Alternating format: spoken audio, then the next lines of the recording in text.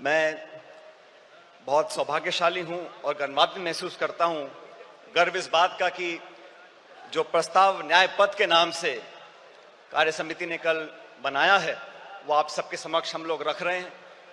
And for those of our friends who don't speak Hindi, it will be available in English to all of you. साथियों, आज से ठीक 100 साल पहले महात्मा गांधी जी ने कांग्रेस पार्टी का अध्यक्ष पद संभाला था और ये 150वीं जयंती सरदार पटेल साहब की है। देश में जो हालात बने हैं वो हम सबके सामने हैं, लेकिन आज न्याय पथ की क्यों जरूरत पड़ी है?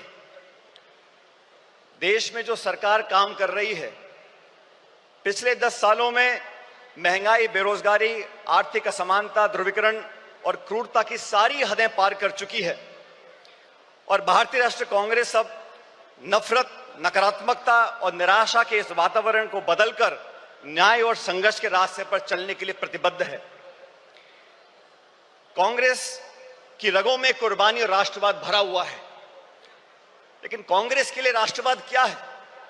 जो लोग राष्ट्रवाद की दुहाई देते हैं, राष्ट्रवाद का चोला ओढ़कर वोट बटोरने का काम करते हैं, मैं उन लोगों को बताना चाहता हूं कि कांग्रेस पार्टी का जन्म संघर्ष के लिए हुआ, देश की आजादी के लिए हुआ और कांग्रेस पार्टी के सुनहरे इतिहास में हमारे नेताओं ने जो कुर्बानियां दी हैं उसका पूरे देश और दुनिया में कोई दूसरा उदाहरण नहीं है।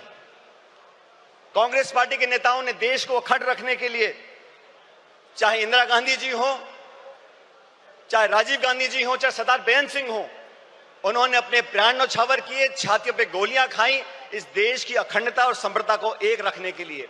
ये कांग्रेस का राष्ट्रवाद है। कांग्रेस का राष्ट्रवाद भारत को जोड़ने का है, भाजपा का राष्ट्रवाद समाज को तोड़ने का है। कांग्रेस का राष्ट्रवाद भारत की अनेकता को एकता में मिलाने का है और भाजपा का राष्ट्रवाद अनेकता को खत्म करने का है। सत्ता को हथियाने के लिए और बरकरार रखने के लिए धर्म, जाति, क्षेत्रवाद, भाषा, पहनावा और खान पान पर लोगों को बांटने के लिए जो राष्ट्रवाद की दुहाई देते हैं, उनको आईना दिखाने का अब समय आ चुका है। वो लोग जो कांग्रेस मुक्त बनाने की बात करते हैं, मैं याद दिलाना चाहता हूं आपको, राजीव गांधी जी प्रधानमंत्री बने थे तो कांग्रेस के पास 400 से ज्यादा सांसद थे। हमने कभी नहीं सुना राजीव जी को बोलते हुए कि विपक्ष मुक्त देश बनाना चाहते हैं या भाजपा मुक्त देश बनाना चाहते हैं। लेकिन घमंड की ये परिकाष्ठा हो गई है कि कांग्रेस मुक्त बनाना चाहते हैं।